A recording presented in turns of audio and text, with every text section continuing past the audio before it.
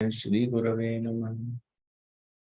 Shri Chaitanya Manabhishtam Sthapitam Yena Bhutale Swayam Rupa Kadamayyam Dadati Swapadantikam Vandeham Shri Guru Shri Yuta Padakamalam Shri Gurun Vaishnavasya Shri Rupam Sagrajatam Sahagana Raghunatham Vitam Tam Sajivam Sadvaitam Savadhutam Parijana Sahitam Krishna Chaitanya Devam Shri Radha Krishna Padan Sahagana Lalita Shri Vishakha Vitamscha Namam Vishnu Padaya Krishna Pristhaya Bhutale Srimade Bhakti Vedanta Swaminiti Namane Namaste Saraswati Devi Gauravani Pracharine Nirvishesha Shunyavadi Vashad Deshatharini Namo Mahavadanyaya Krishna Prema Pradayate Krishnaya Krishna Chaitanya Namane Gauratvishe Namaha He Krishna Karuna Sindhu Dina Bandhu Jagatpate Kopesha Kopika Kanta Radha Kanta Namastude Tapt Kanchana Gaurangi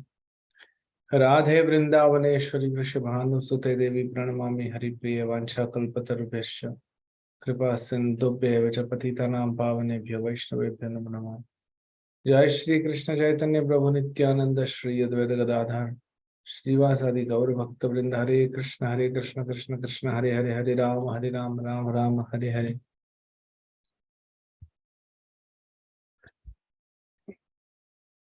Hare Krishna.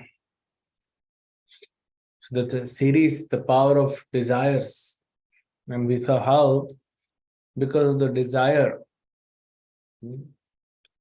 just a 25-year-old man, his desire was so strong towards Krishna, towards self-realization, that he actually gave up his entire kingdom. The Bharat Maharaj, on whose name this planet is known as Bharat, he gave up. That was his very intense, strong desire to serve Krishna, to attain the success, to attain self-realization. Every one of us have to pay the price if we want self-realization. Otherwise, suffering is free in this world. You know, suffering in this world is free. If you want to go beyond suffering and happiness and attain the eternal, transcendental bliss, then we need to pay the price. So that is one desire. He gave a beautiful wife, young wife, and his children, his kingdom, and he went to the forest. The age of 25. Who retires today at the age of 25? People start their career 25. And then he gets connected to a deer, he gets attracted and attached to a deer. The desire to serve the deer, to desire to protect the deer was so strong that he actually missed the bus.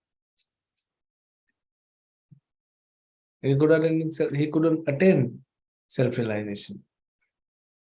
Then next life he became deer, and then the third life he became Jad Bharat. Name Bharat, same, but acting like a dumb and deaf and dull fellow. His desire. Now he has failed once, he has realized, so he's very strong in his determination. His desire to attain self-realization is much stronger than before. So then we saw how this learned dumb, in the second episode we saw how he was actually acting and how Krishna was protecting him on every step. Finally, after he was rescued,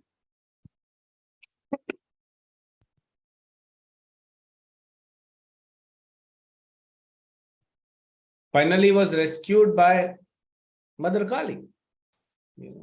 And these dacoits, they actually took him to offer it to Kali. But she saved him.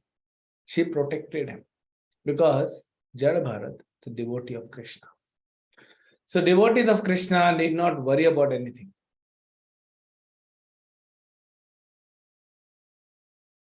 They will be protected somehow or the other.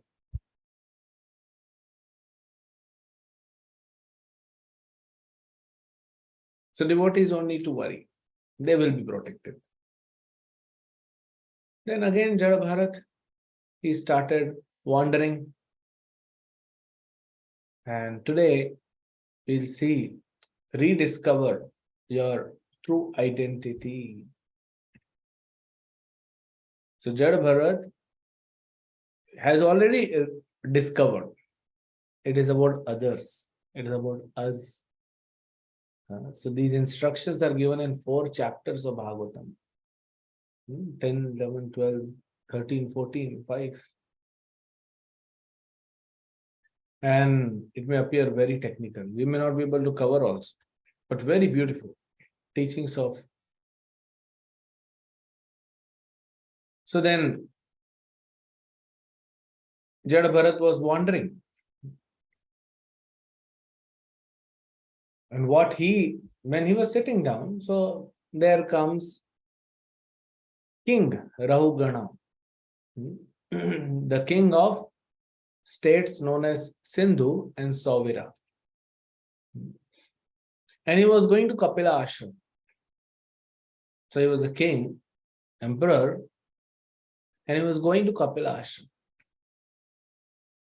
to hear the discourses from Lord Kapila,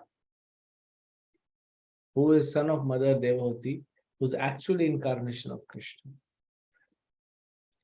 So this king was pious. We can understand, he was a king. He's taking time out to go and hear the message of Srimad Bhagavatam, the message of Bhagavad Gita from Lord himself. How many of us, we are not kings, we are actually paupers. But how many of us actually take out time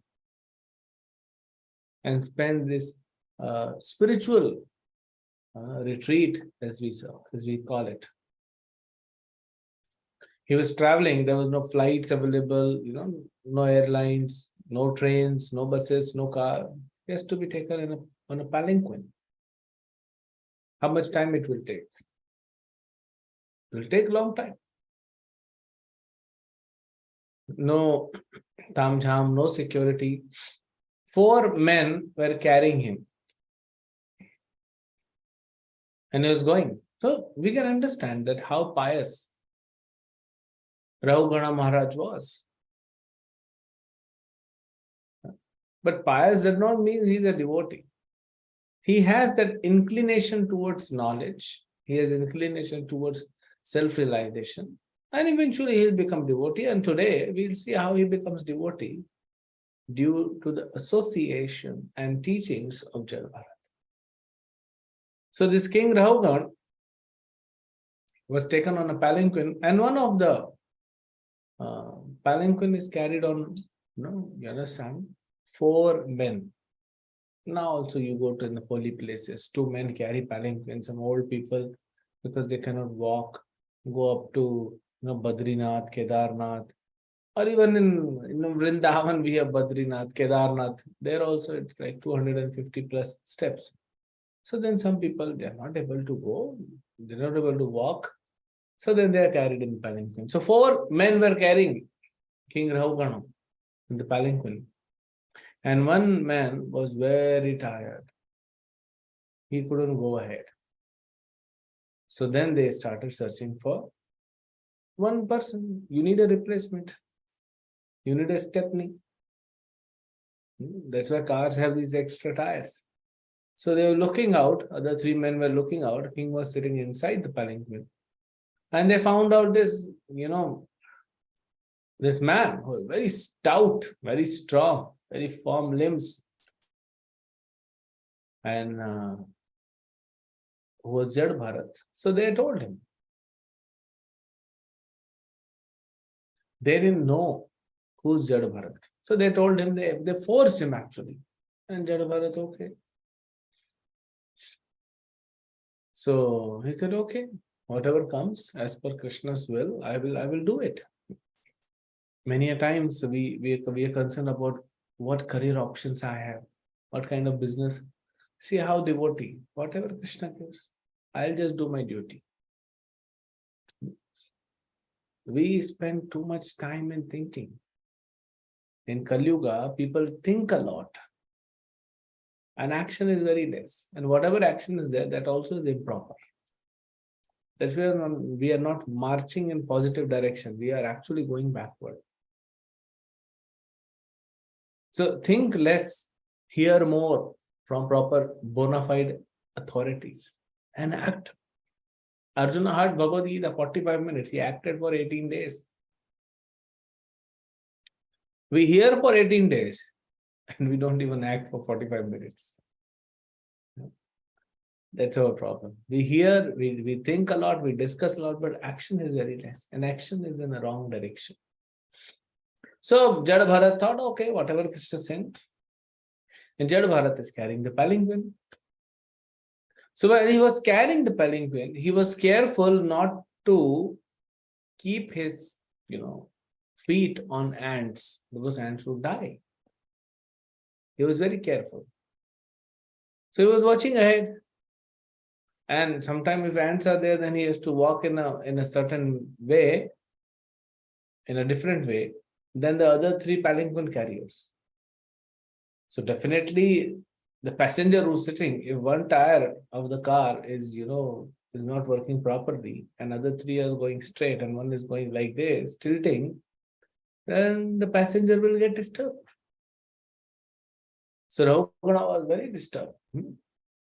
And he was pious because he was going for satsang. That does not mean devotee. He was very puffed up also. He said, why are you carrying this palanquin unevenly?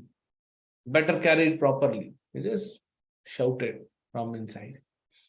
And others then, they were very afraid because they know that this king will punish us. So then they told that, my dear Lord, all three palanquin carriers, they said, my dear Lord, we are not at fault. This new carrier, he is not walking properly. So, okay, Ravana, whose mind was covered with mode of passion because of doing kingly duty. So he said, first he gave a warning and then walking. Again there was a problem.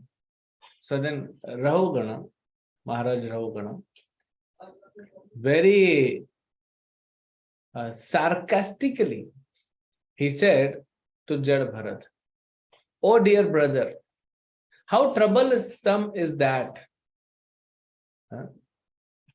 That means carrying a palanquin is so troublesome. So then he says that you certainly seem to be very fatigued. So this was sarcasm because he was not fatigued. And this work was not because other was doing so. Jada Bharat was being treated like a Shudra by the king. And then he's saying, so people use sarcasm. It's very painful actually, very painful. Sometimes it works, but it has to be used also, but very carefully. So here, king is saying, oh my dear brother, how troublesome it is. You seem to be very fatigued because I can understand that you are carrying the palanquin alone without any assistant for a long time, for a long distance. Which was not true. He just joined now. And he has three other more men to support his work. Besides that, you look very old. And that is why it's very troublesome. But Jada Bharat was not old. He was healthy, he was young, he was stout. And he said, no, you don't look very firm, not very strong and stout. So then he thought, now, okay, he used sarcasm. So now Jada Bharat will take the career, will take the palanquin, will carry the palanquin in a proper way. Again, there was a problem because Jada Bharat has to continue his duty, carrying, but also not killing the ants. Then what to talk about us who are actually not carrying the palanquins? We should be very careful not to kill anyone or not to disturb any living entity. So then Again, when he was disturbed, the king was disturbed and became very angry. You rascal, what are you doing?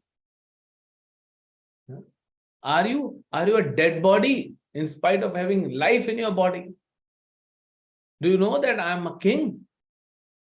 And I can immediately, kill you. I can punish you. I can, if you disregard my orders, I can actually slit your throat.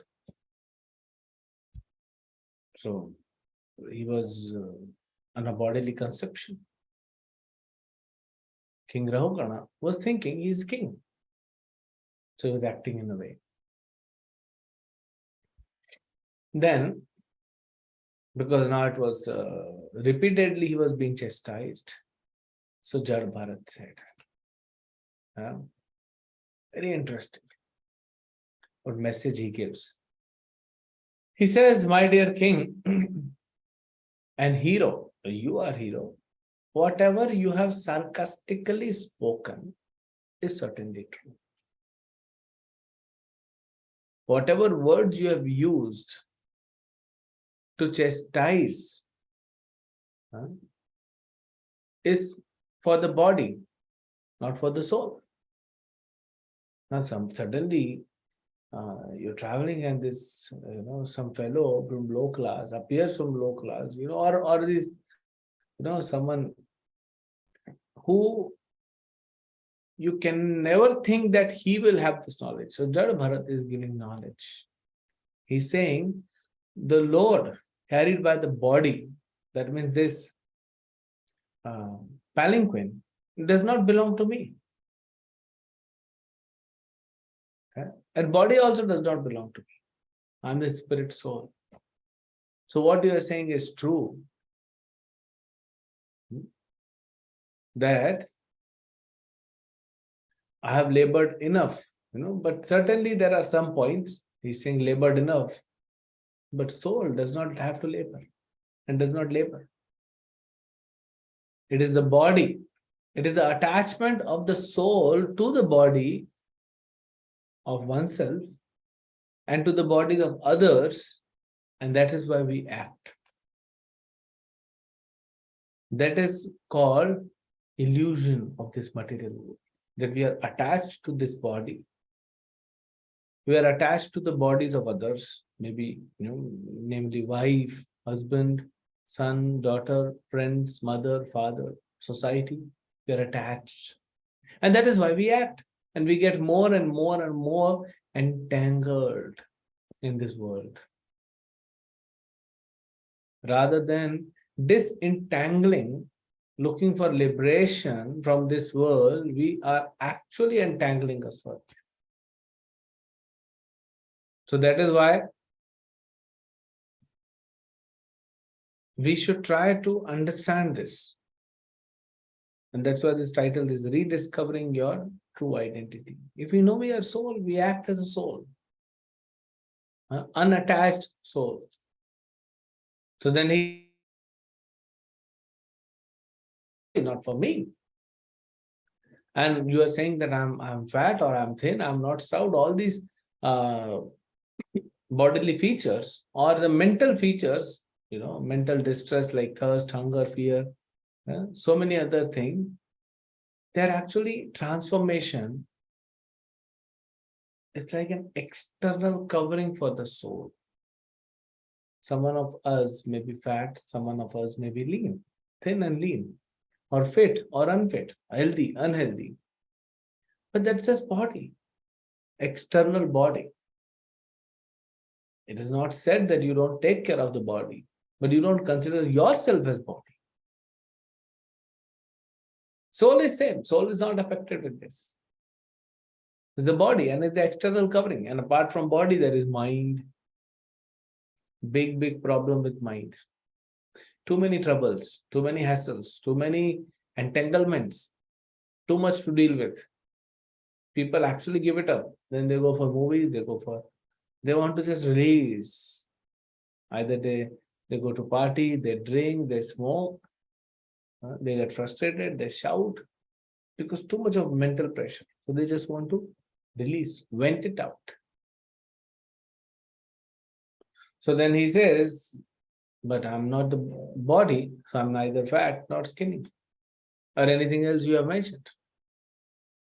You have chastised me or accused me unnecessarily of being dead, though I'm alive.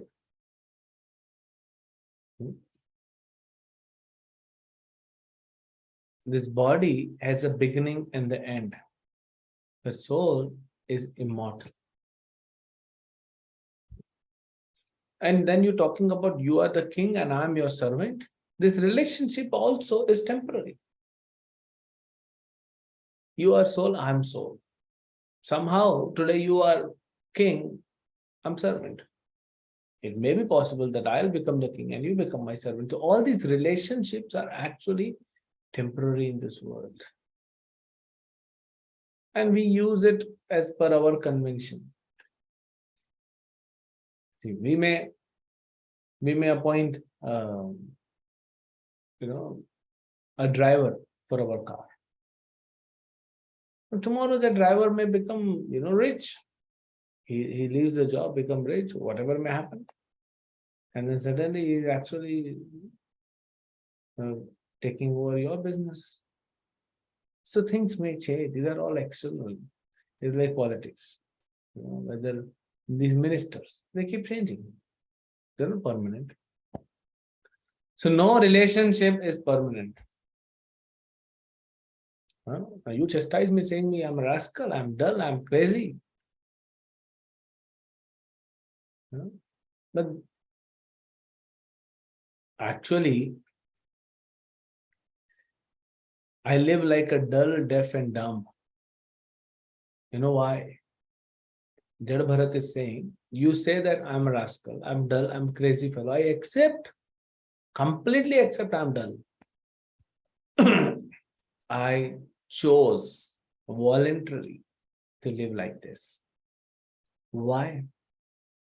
Question comes, why? Because I'm a self-realized man. In this world also, there's a desire within almost every living entity. Oh, I want to be smarter in the Lord. Then they show their material intelligence. They try to gain material intelligence, spending so much of time, energy, and money. They try to become smart. Just to prove that, yes, I am the one. You are not. A person who's self-realized is hardly bothered about this world. We know Socrates, the Greek philosopher. So he was once sitting in his house and talking to one friend, talking about philosophy. His wife didn't like philosophy much. Socrates was a philosopher. His wife did not like much. So his wife was getting cribbing internally. Why this nonsense man has to bring another nonsense man? And they're discussing something which has nothing to do with the world.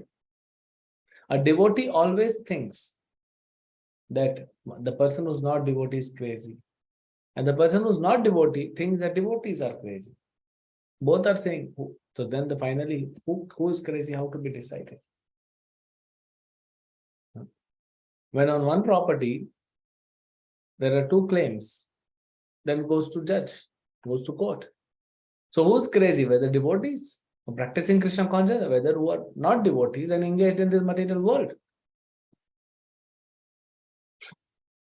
So then he says, Srila Prabhupada says, let us go to Krishna. Let us go to scriptures, Bhagavad Gita, whatever they say.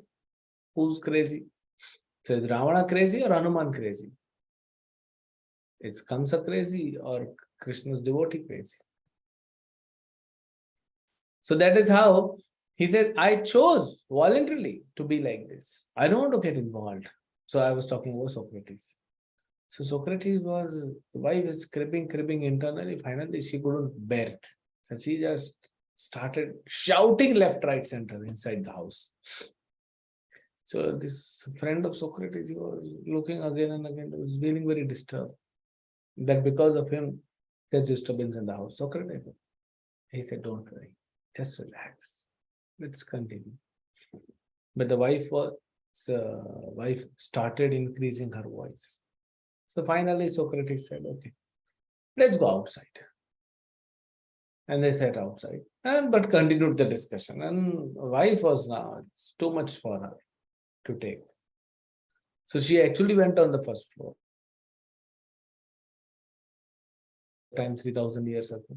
She took a bucket of water and poured that water on both of them. And the friend was like disturbed. What is happening? But Socrates was still calm. And he said, don't worry. Earlier, the clouds were thundering. And now the clouds are raining. So there was thunder, and what follows is rain. So don't worry. Sit and let's continue the talk. So these kind of people are, even though Socrates was not devotee, but he could understand something that this material world has nothing to do. So actually devotees, they chose. They are not dull. They're very smart. Krishna se bhaje se bado chatur. One who's worshipping Krishna, he's actually very smart. He's very intelligent. But they choose not to interact unnecessarily with these material things, with these material people. So that is why Jad Bharat says, I actually chose. And you think that you will punish me? Okay, what will you gain? What will you gain punishing me? If you think I am, as you say, I'm a madman, I'm a crazy fellow, a madman. So beating me is like beating a dead horse. Because madmen cannot be cured. So even if you punish me, there's no purpose which will be solved. I'll still be same. So hey, so then Shukadeva Goswami is talking to, is telling to Maharaj Parikshit that how he tolerated. Jad Bharat tolerated all this nonsense of the king as a past karma. Okay, I would have done something past wrong in my life. Something is happening.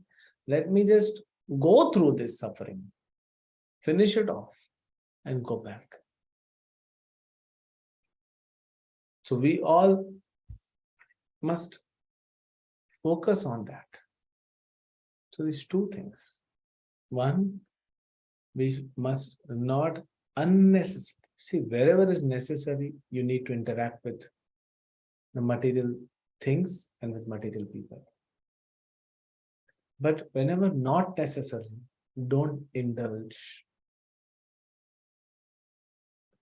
And that comes, unnecessary use of social media, wastage of time, unnecessarily talking with people who are not devotees, or talking about the topics which are not connected to Krishna. We should behave in a way that, yes, we are dull-headed. That's okay. Who cares? But we, because of we are in mode of passion.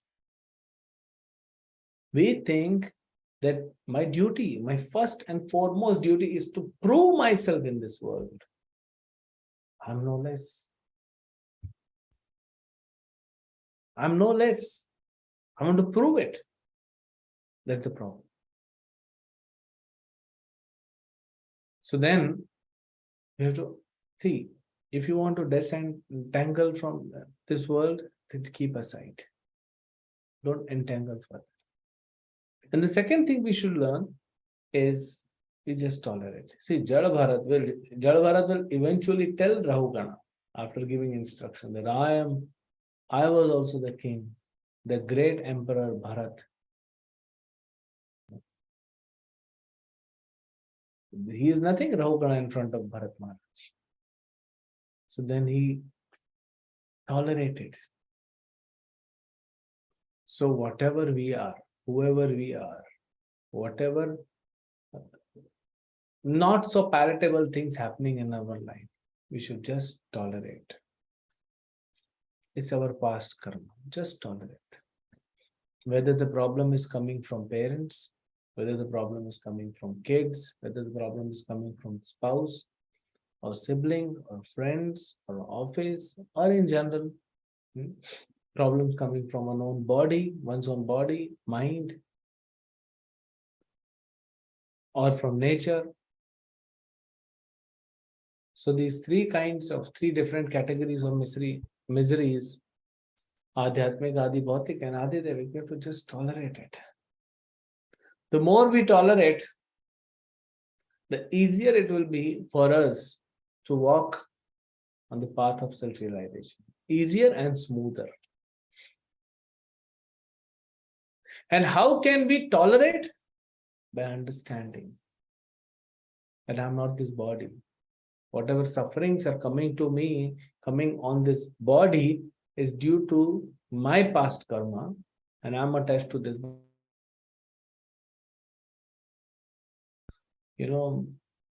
Just pass by. You'll not get affected. So this knowledge will help us to understand why am I suffering. Then chanting of Hare Krishna Mahamantra actually gives us strength to tolerate the suffering which is coming in my life. And suffering has to come from people who are known to us. So this is how Jada Bharat teaches.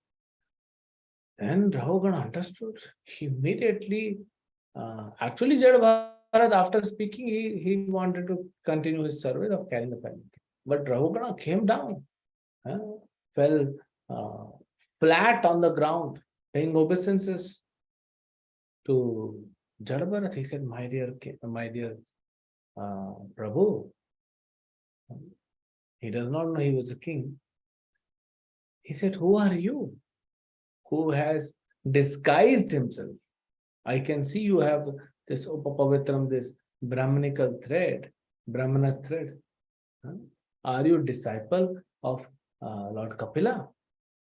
Are you some great saintly personality? Why have you come here? Have you come here to deliver me? And blah, blah, blah, blah. Stop. So many things again. And he's talking, and Jada Bharat will say, oh king, you are talking like an experienced man, but you are actually not experienced in self-realization. So many people in India especially, they talk about self-realization, but they do not know, they are inexperienced. They have not attained. It's just some hollow talks. So then Jada Bharat says, Rahugana came on the feet of Jada Bharat. And Jada Bharat actually starts instructing the king. That is where these beautiful lessons will unfold. So this chapter 11, 12, 13, 14. Please read. They're amazing chapters. Whatever is happening, Jada Bharat says, please try to take it in a proper positive spirit. He says, this world is like a forest. The material world is like a forest. So you say, oh, forest is so beautiful. No, there's fire in the forest. So this material world is the forest fire. Oh, that's dangerous. Yes. And we are stuck in that. Like a baby deer. And there are so many plunderers. We are in the forest, there's fire burning, the scorching heat is coming, and we are still trying to do something, but there are many plunderers. Plunderers in name of wife, kids, relatives, or husband. They are the real plunderers. Why? There is long discussion. We are not at that level. So that is why for us, simple process is given. Chaitanya Mahaprabhu also says the same. Because it's not really the family members. It's my attachment to family members is so strong that family members actually act like villain. If I become detached, okay, let them do whatever they want to do. I'll do what I want to do.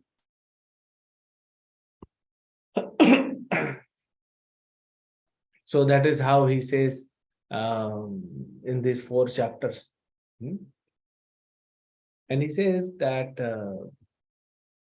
you talk like very experienced man, but you are not.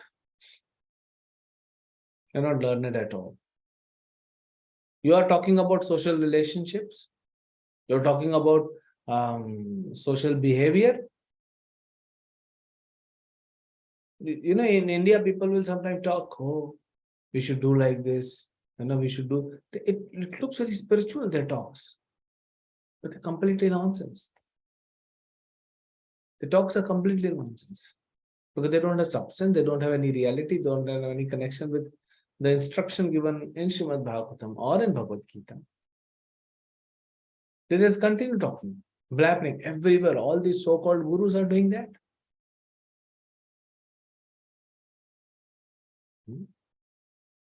So,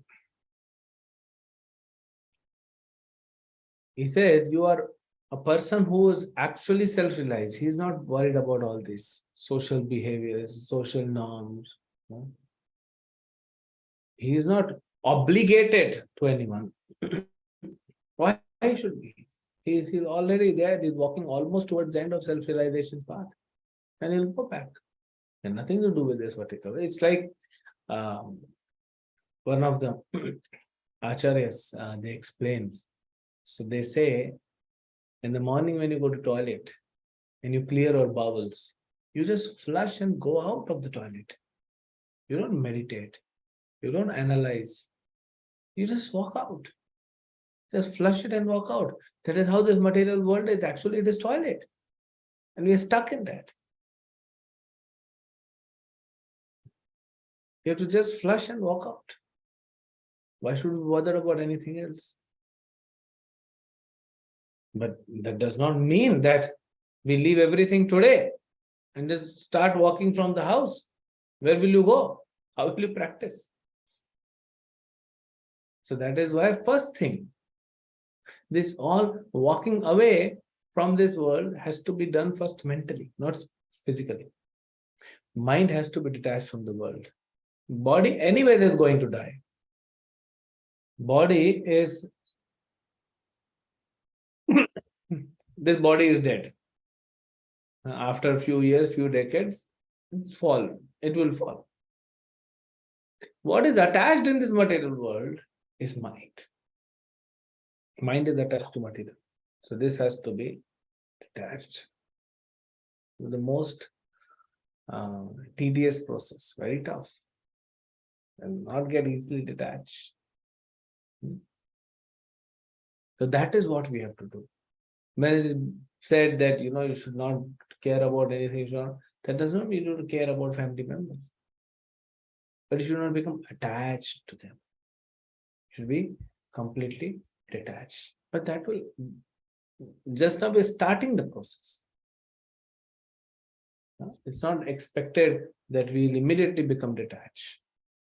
So start the process. So for starting the process, what we need, first thing is proper bona fide guru or guidance. Guru will give guidance. First thing we need is someone who can actually tell us, based on teachings of Srimad Bhagavatam and teachings of Bhagavad Gita. So we learn, we start practicing. Chanting, reading, hearing, serving, whatever is being told to us, we do that. And we gradually proceed. By this process itself, the soul will get nourished. The mind will be purified. The intelligence will be cleaned. Like when you give your car for servicing to the service station, and they give it back, it shines.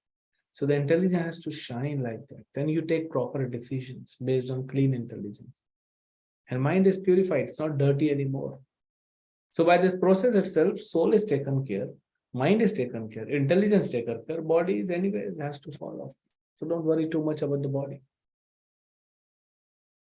And then when you start walking on this path, guided by a bona fide spiritual master, actually, this all will happen, and gradually you will see that your mind is getting detached from the material world.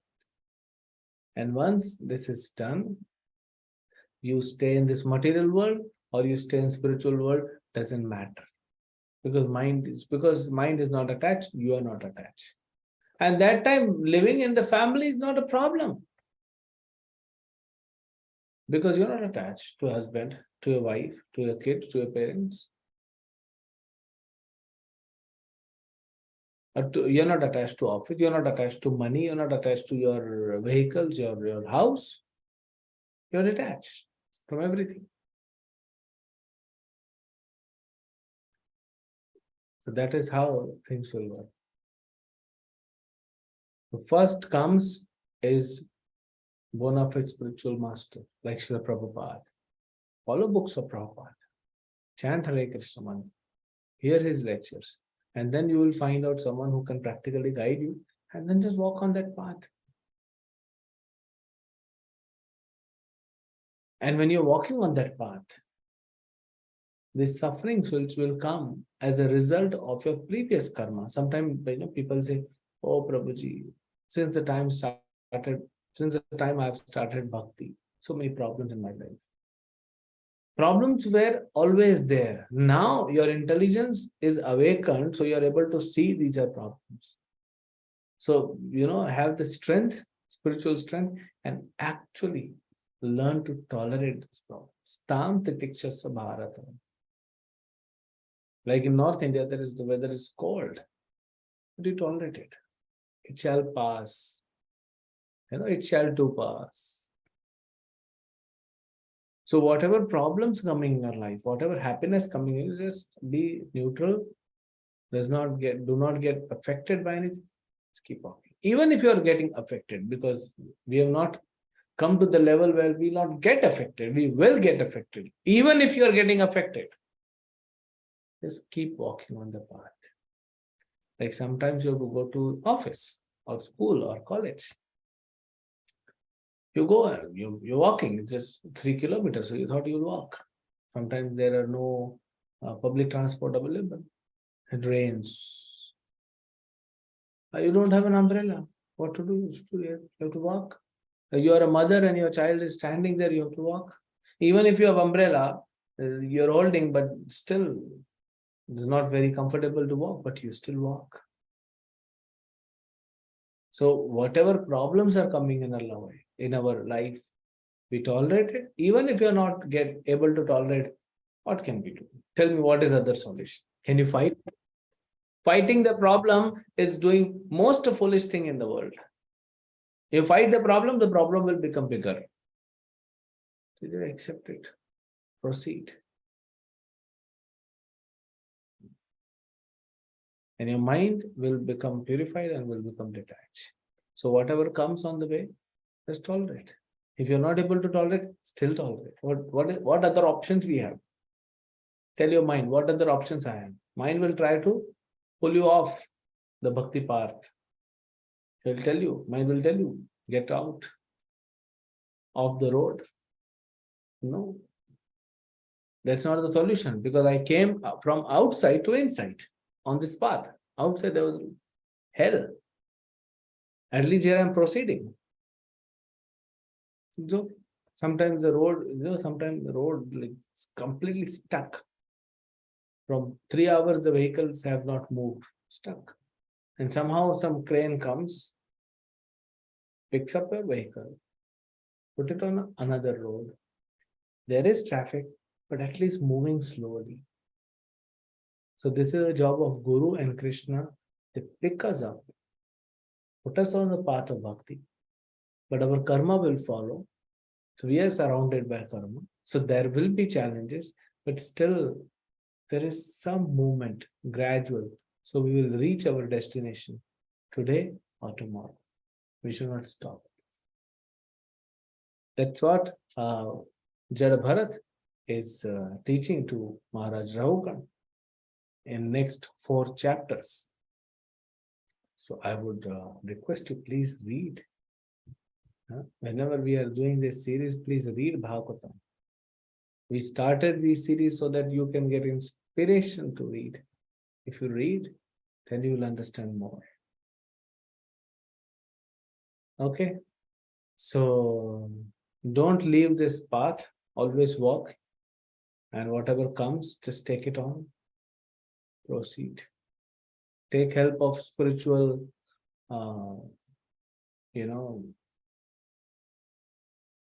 assets like chanting, like reading Bhagavad Gita, Bhagavatam, like hearing, serving, associating, honoring prasadam, and keep proceeding on this path. Hare Krishna. So any question anyone has?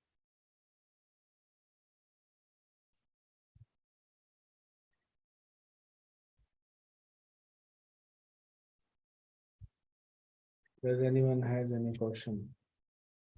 Otherwise, you can read.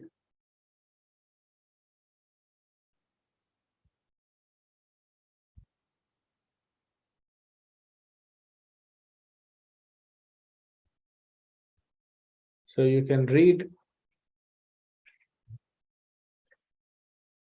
Canto 5, Chapter 10, Text 9. 9, 10, 11, 12, 13. They're small. You can read that. Okay, Hare Krishna, Srila Prabhupada ki jai. Thank you very much, Guruji, for such a wonderful lecture. We would be reading now.